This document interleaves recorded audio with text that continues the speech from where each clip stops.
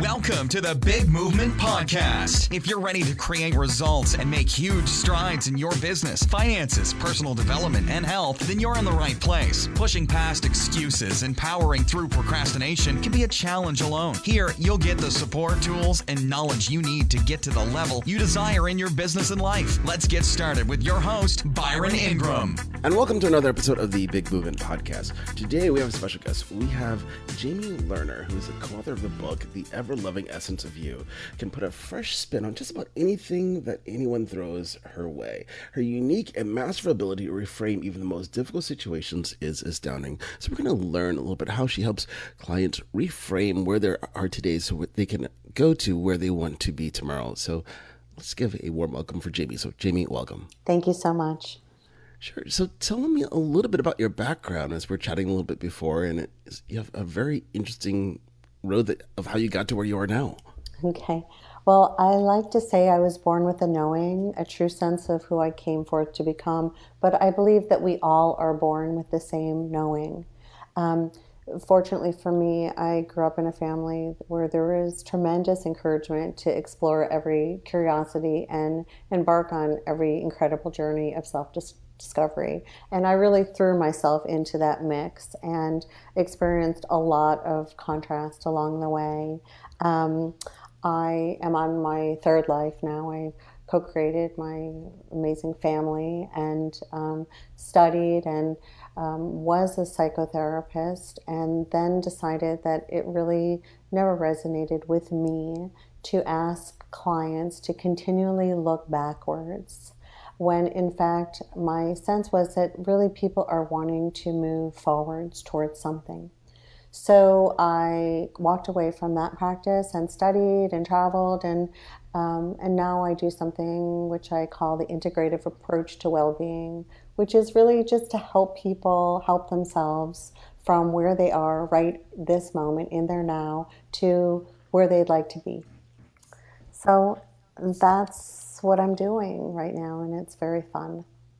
Oh, that's interesting of how you walked away from it. When you decided to leave the psychotherapy world behind, was it difficult? Because so many people, they have that fear of leaving what they know, that place of certainty, to go into the unknown. Like, well, now what do I do? Was it difficult? No, I think that for me, and I think that when we ask people to check in with themselves, there is a lot of clarity that we have.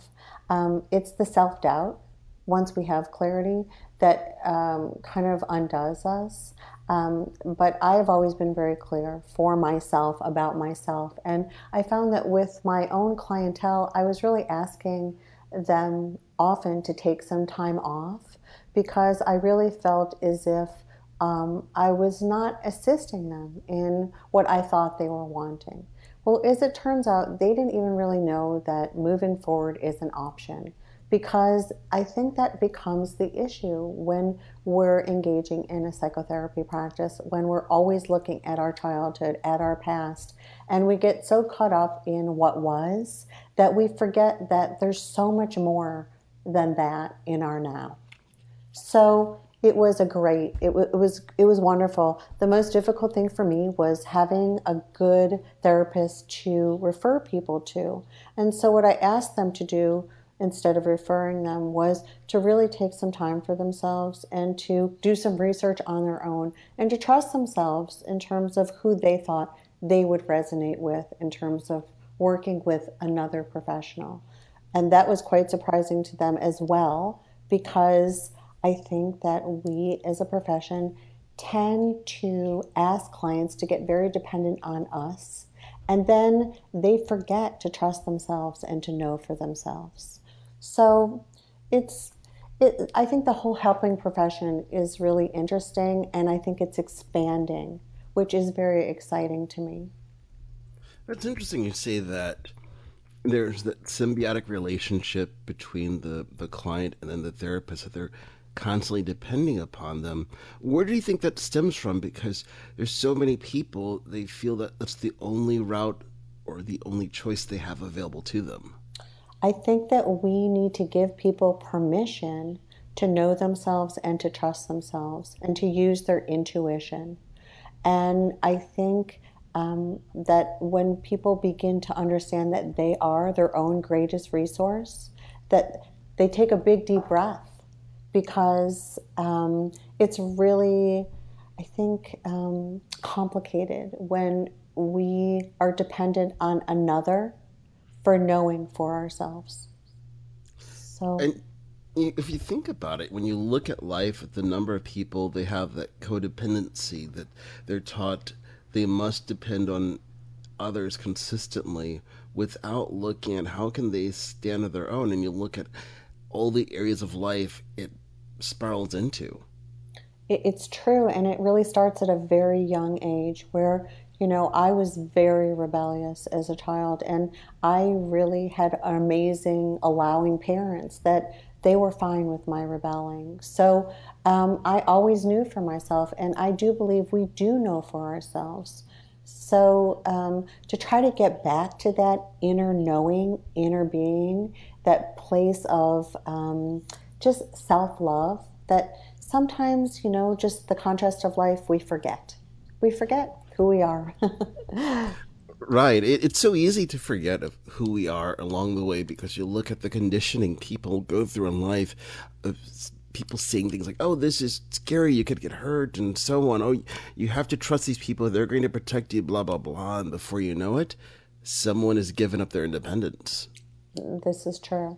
This is true. However, I do believe that our inner being is always tapping us on the shoulder, trying to get our attention all the time. And I think that we sense it and we kind of brush it off. We're like, not now. I'm busy. I can't deal with this. So there is that, sense that's of who we are, always trying to come through for us, to us. And when we take a moment and really reconnect with that inner knowing, I think it's familiar. We're like, oh yeah, I remember that. I remember I never heard anybody tell me that I shouldn't have listened to myself. But I hear people all the time saying, I should have listened to myself. So that's interesting as well. It is indeed. I think people have to learn to listen to themselves more because we get too much into our heads in society and overthink things instead of just trusting that instinctual feeling inside of ourselves that says, this is the right thing, go ahead and do it. You have my permission. And the most important thing to understand is that this is the right thing for you. So you are your own best expert for yourself, not for another, but for you. And I really even work with parents around this quite often too, because our children do know for themselves. And the greatest gift that we can give our children is to empower that inner knowing without assuming that we know for our children, which really comes from fear. And how does fear play into the factor? Well, I think as parents, and I am a parent, I have three grown boys, and I did not raise my children this way. However, I think many parents do not want their children making the same mistakes that they made. So instead of allowing their children to become who they are, they're constantly trying to head that off. And I think it gives the wrong message to a child, because the best thing that we could say to a child is, you always know for yourself. And it's that self-trust, that inner knowing, that inner guidance. So we're teaching our children to look within, to guide from within, not from the outside in. That's interesting because I think it's part of those issues when you look at the world that we live in today. The number of people that you hear, that the helicopter parents, just like you're stating, that they want to prevent their children from making the same mistakes, but in process, they created a whole other set of issues. This is true. And these are the very people that need to start trusting their own selves. Because if these parents had a more connected relationship with themselves and trusted themselves, they would trust their children more. Right. So, how can you just, let's say, develop that trust in people, especially if you think about parents out there, they want to help their children, but at the same time, they don't want to hover over them and be that quote unquote parent? I think it begins with the relationship with ourselves first and foremost. So, for every parent and every person in any kind of relationship, to reconnect with yourself and to redevelop that trust that you have with yourself about yourself goes a very long way. When we trust ourselves, we tend to trust everyone else. When we allow ourselves to make, I don't believe that there are any consequences. I believe that there are outcomes. And when we make a decision and we have an outcome and the outcome isn't exactly what we wanted, next time we'll make a different decision. But to assign it as a consequence, that makes it almost impossible to even trust yourself to make the decision. So some of it is language. How can we unpack the language? And there's different trigger terms for everybody. But I hear parents all the time talking with their children about consequences. And I just think to myself, oh my God, it's a moment. It's a decision. It's an outcome. The next moment, there's a new decision. So. Right. It's something that it's so critical for people to understand that consequence, it has a negative connotation to it. So if people are focusing on that as the outcome, well, then that's going to instill that base level of fear instead of saying, okay, I found one way that didn't work. Next. Exactly. And I think that's so much healthier for everyone involved. Everyone takes a deep breath, but mostly, and I know with my own children, when they were growing up and they would ask to go to a party on a school night, I would simply say to them, if you think that that's a good idea, you should do that. And they would turn to me and they would go, really? Like, you think I should do that? And I would say to them, you should make that decision for yourself. And yes, if that is a good decision for you to make for yourself, then that's fine with me. And it was so interesting because at that moment, I gave them nothing to push against, and they really had to take responsibility for the decision that they were going to make for themselves about themselves. So in that instance, what happened? Sometimes they decided to go, and sometimes they decided not to go, but none of it had anything to do with me, nor did the outcome. If the outcome ended up that they went, they ended up not getting up in the morning to go to school, they had a test or whatever that was all about them and the decision making that they made for themselves. And there was no recourse from me, or it was completely their decision, and it worked really well because it instilled a tremendous amount of personal responsibility. And I think that's something it's so critical when you look at society as a whole. If you can teach people as they're growing up responsibility for their actions instead of someone always being responsible to make it for them. Because if you think about what you accomplished there, at that very young age, they had to think about it for themselves, and they start realizing that, oh, by going to this party that I missed my first class. Oops. So you start realizing that they have to make the right decisions so they can have consistently the outcomes they want in life. Exactly. And it wasn't about me as a parent sitting back going, oh, let's see if they make the right decision. Oh, let's see if they fall on their face and they'll learn. It was none of that. It was like, allow this child to really, have an inner conversation with themselves, guide themselves from within, and whatever the outcome. The other interesting thing is that parents are so worried about what the outside is going to think about them. Who cares what the outside thinks? Your child and their relationship with themselves is more important than what anyone thinks. So, right.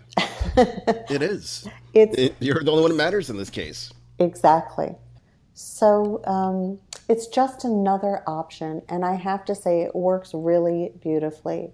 I also have grandchildren, and what I have started to do with my grandchildren from the very earliest age is never to say to them, say thank you, say please, what's your name, none of that prompting. And it's really amazing to watch them develop and have genuine responses to people. So if someone gives them something, I say thank you.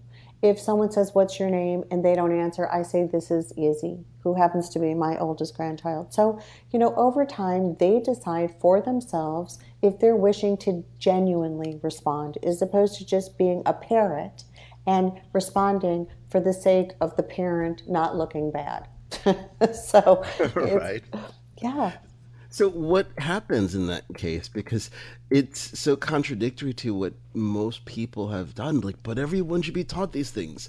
What actually has been the impact? The impact has been that my grandchildren are wonderful, genuine communicators, and they're constantly saying thank you when they feel thankful. It's not just a response because it's polite. They genuinely have thankfulness within them because they have had time to reflect on if they're feeling thankful or not. And they're just amazing children that are not, burdened by the society's demands of what they should be saying every moment in public. That's amazing because you look at the conditioning people go through, and sometimes I wonder, is that just a response or do you really mean it? It's like when people see someone on the street and say, hey, how are you doing? And it makes you wonder, do they really care, or are they just saying that because it's a conditioned response? I would say 99% of the time it's a conditioned response because most people, when you start to answer them, they're on to talking about something else. And that doesn't really feel good, as Right. The recipient. So, to say how are you doing and really mean it, and then to really enjoy the response of another, that's genuine communication. But that requires you being connected with yourself first. Oh, totally. And you think about how many times it happens on a daily basis as I start thinking throughout every day. How many times does someone say, hey, how are you doing? And no matter what you say, it doesn't matter because in all probability, they're thinking about something else after that point. This is true. But this is what we have been taught, and this is how we have socialized as a society.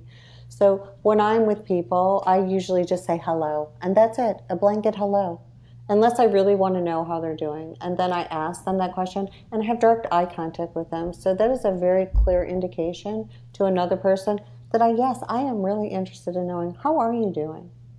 Right. And that feels good. Right, exactly. Because you think about the responses people say to it. It's like, oh, I'm great, I'm fine, it's a good morning or whatever. Instead of doing something totally different, I think it's a little experiment for the next 7 days or so. I'm going to just say random things like, I feel like I use DVD. Just something random completely that people will not expect. To see if they say the same response. Like, oh, that's great. And I was like, do you know what you just said? Well, yeah, no, it's interesting. And I think that there's a lot of value in nonverbal communication. To smile at someone, to just look someone in the eye.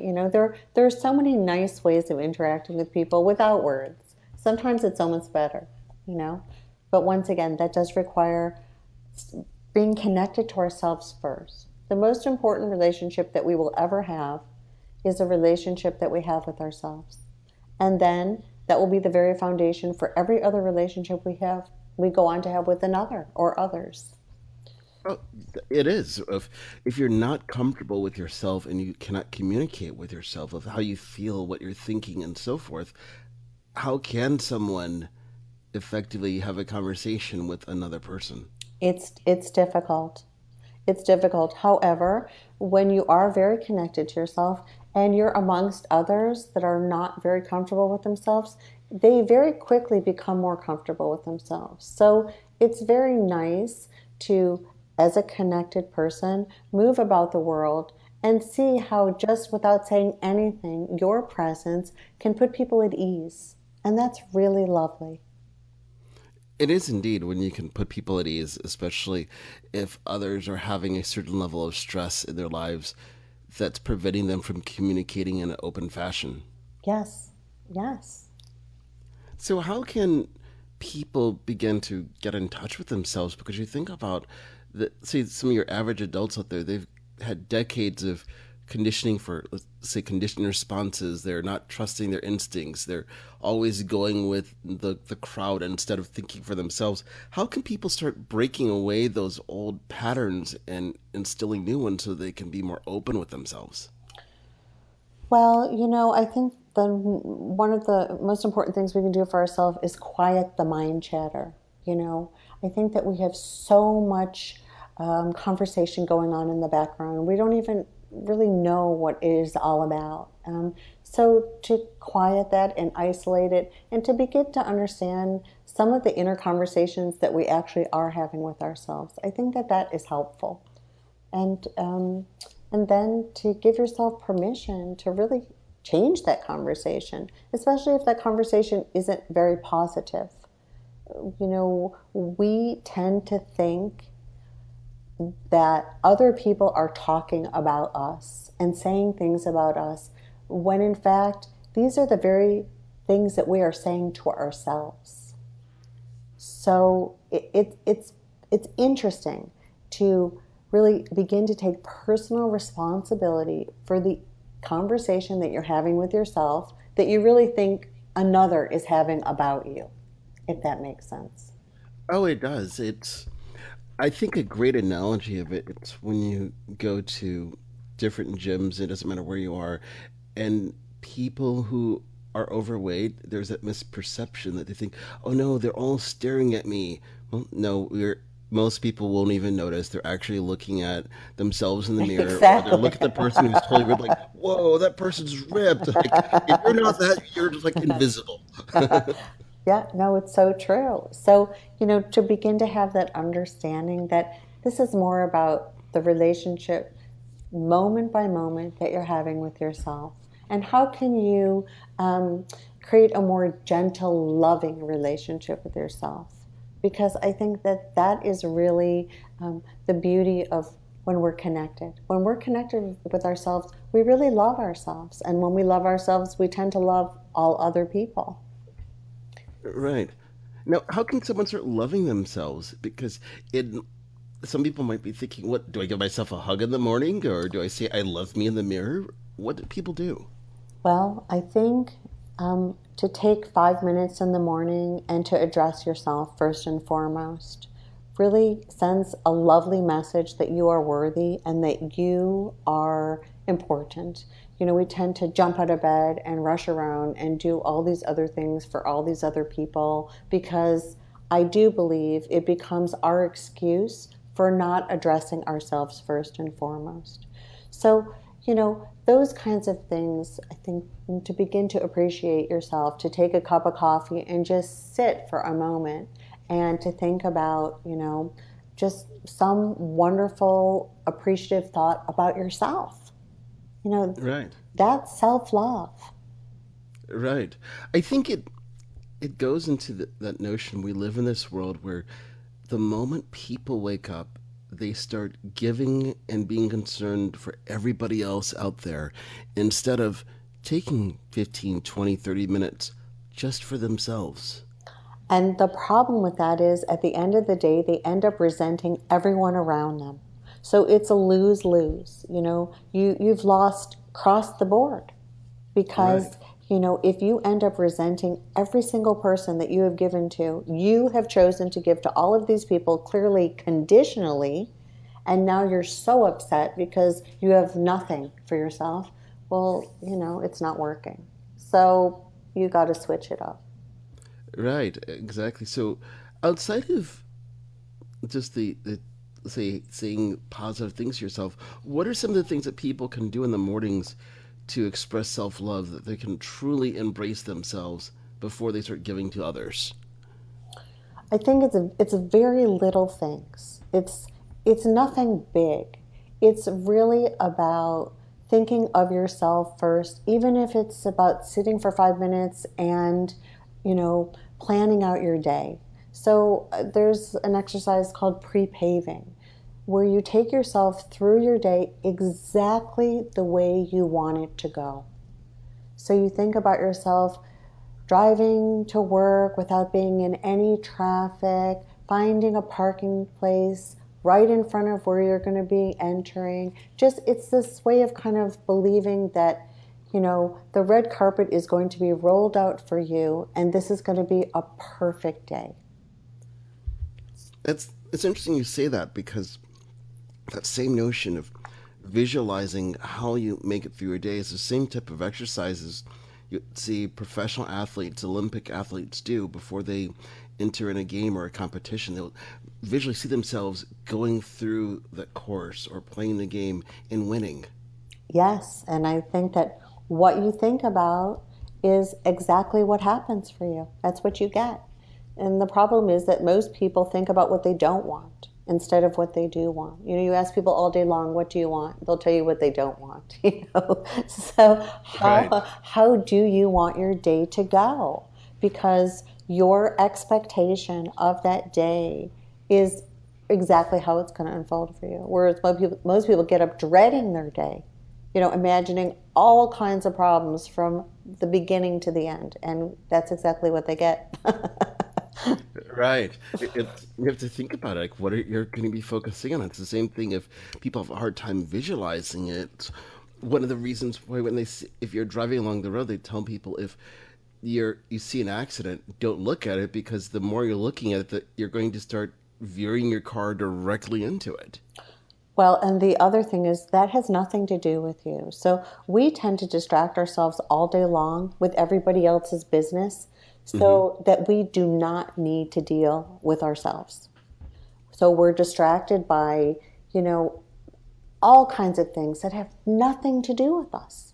And it's crazy to me, is instead of being really focused on ourselves and our own business, what's best for us in this moment, instead of this constant commentary about what everyone else is doing and what they should be doing, which I think is, the antithesis of something called allowing. Everyone gets to do what feels best for them. Right.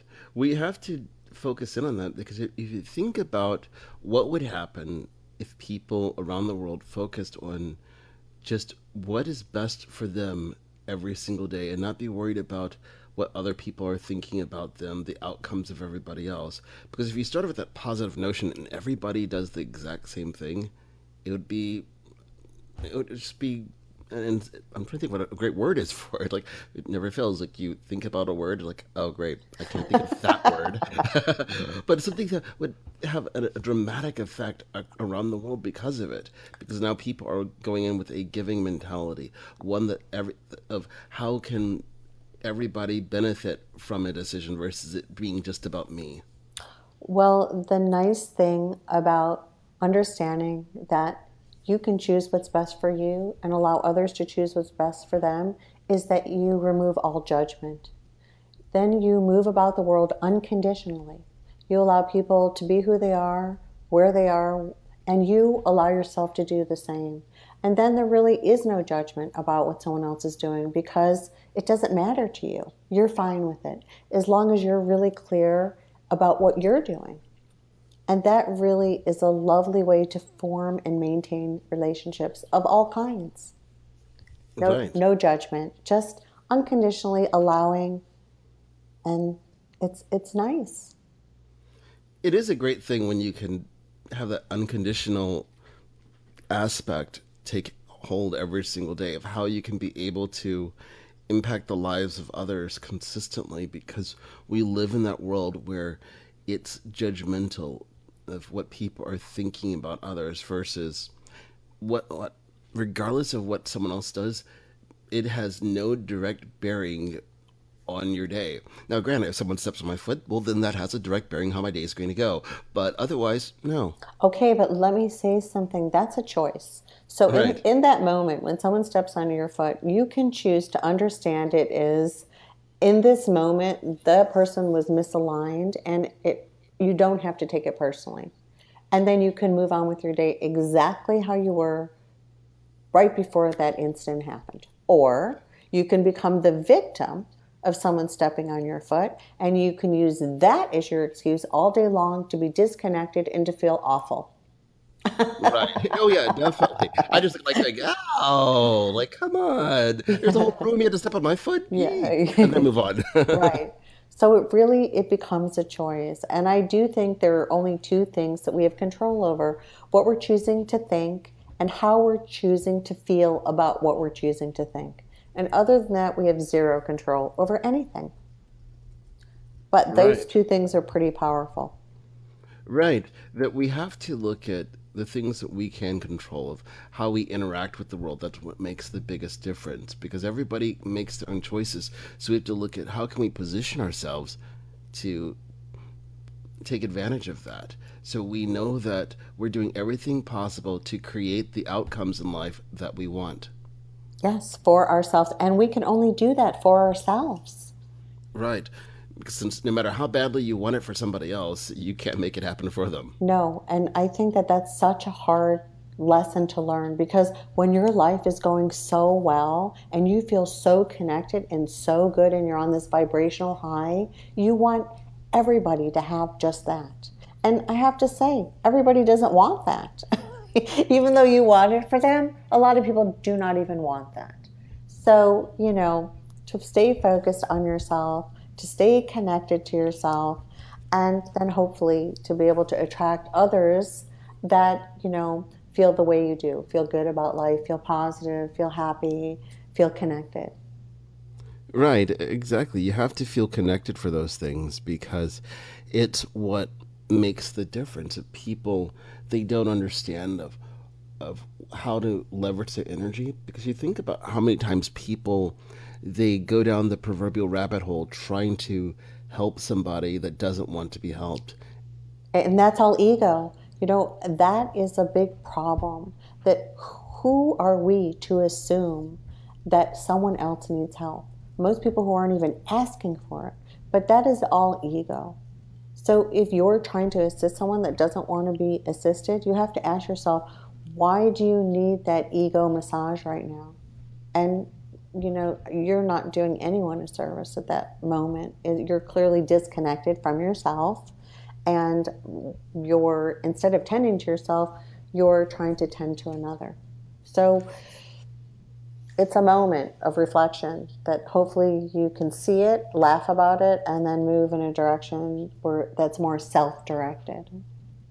Right. And we have to do that because you look at all the instances throughout the society around the world where people have taken the mantle of like, we are going to help them whether they like it or not. Like, oh, yeah, that's going to go over real well. Yeah, that doesn't usually work very well. No, that's kind of like forcing a kid to eat veggies if they really hate it. Like, Exactly, it exactly. doesn't go well at all. But we have to look at how can we influence people because until someone makes that decision on their own, it doesn't matter how badly we want it, it's not going to happen. This is true, and this is for our children as well. So, Right. yeah. It, it's all part of society that the more we focus in on influence and shaping the world around us, we're going to attract the people that we want in our lives, but then the people who are, let's say, at a different stage that they don't want it right now, they start seeing things, and then over time, they wake up and realize, well, I'd like that, and now they're ready for it. And I think a lot more people are waking up. It's an exciting time. I really think that there's so much more conscious everything happening right now, and it's nice to see. People have options, and whether you're choosing to engage in those options or not, it doesn't matter. As long as you know you have the option, I think there's a lot of value in that. Right.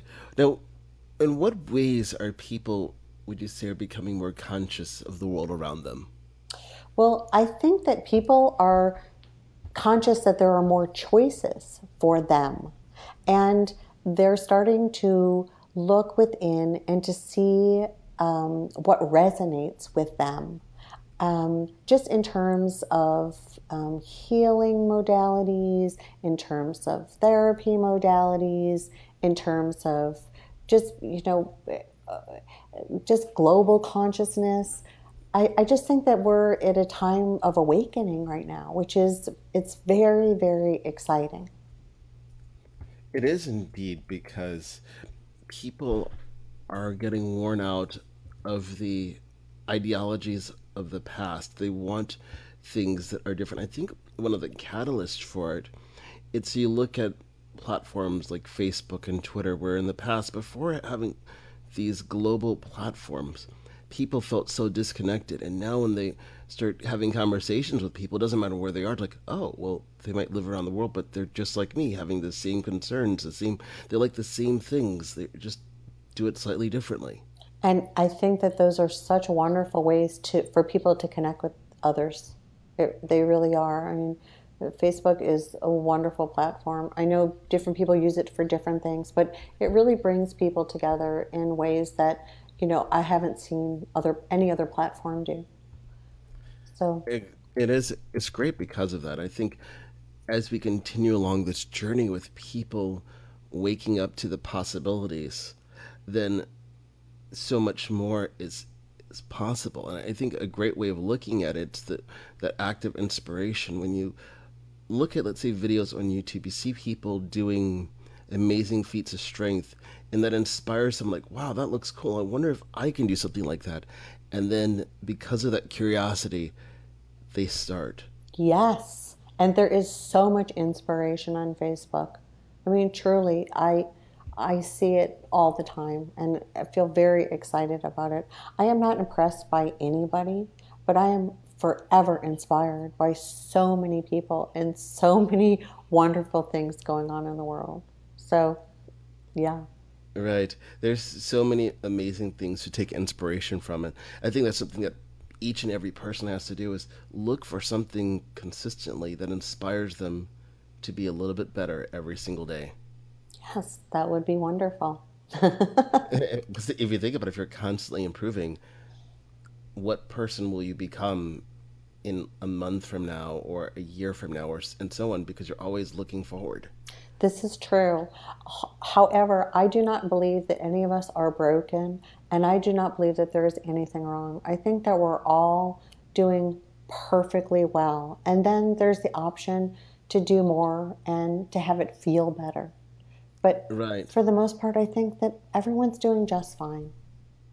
Right. I think it's when you look at the positioning of it, when I see to an improvement, it's looking at, well, how can you make something even better? It works great the way it is. It's like if you look at, let's say, an automobile, that here's something that it's essentially the same, but every year they find one little way to make this better. Like, oh, well, if we do it this way in terms of using, let's say, a slightly different metal in the engine, it's now more efficient, or it weighs a little bit less, does the same thing. So it's constantly making little tweaks, but at the end of the day, it's still the same machine that it was 100 years ago. This is true, but what you're talking about with people is called loving curiosity. So if you could look at yourself with a sense of loving curiosity and become more and more and more curious about yourself every single day, I think that you would just expand in just wonderful ways. Right, and that's what we have to do. It's always remain curious, because you can find a new way of doing it. Like, oh, that's even better. It saves me 10 minutes. Excellent. I'm all about that. It's true. And you look at children and they are forever curious, exploring everything. Children are such an inspiration for me. Yeah, they really are great teachers for us if we allow them to be. Right, it's just being open to the possibility. Yes. So, as we begin wrapping up everything here, what's one thing that you recommend for people to do if they want to increase their awareness and to wake up to the possibilities in life? What's one thing that they can do? I think people need to laugh a lot. I think Laughter's good. laughing is ideal. That every time you recognize that you've made some kind of a mistake, or you get a little sense of awareness about yourself, instead of criticizing yourself or being down on yourself or allowing someone else to be down on you, to just laugh. Because laugh is such a great release, and it really allows us to look at ourselves in a way that's not too serious, and then make a shift. to the next moment that feels better. So I'm laughing all day long with myself, at myself, which allows me to feel good. It allows me to tweak my vibration. It allows me to shift a little here and there. And overall, it just feels really good. Oh, excellent. And it's so powerful when you laugh because it always feels good. If you think about it, if people are laughing, it's impossible to feel bad. It's true. And there's nothing to feel bad about. Nothing. And when you stop criticizing yourself, it'll be amazing how you will stop criticizing everyone else. So it's a win-win for everybody, truly. Exactly. So how can people learn more about you and connect with you? I have a website. It's www.jamie-lerner.com. And there's wonderful podcasts like this will be on there as well, and lots of information. And it's just packed with interesting things to read. So I invite people to go there if they're curious to do so. Oh, excellent. Well, Jamie, I want to thank you for coming onto the Big Movement podcast and sharing your wealth of wisdom on becoming more aware and opening up yourself to the possibilities and learning how to laugh a little bit. Thank you so much for inviting me. Thanks for listening to the Big Movement Podcast today. And be sure to subscribe so you don't miss an episode. Now that you've surely been inspired to take your entrepreneurial career and business to the next level, you can stop by the website and get more. And if you're ready to boost your business brand, be sure to grab your free report, 7 Easy Steps to Build Your Brand Today.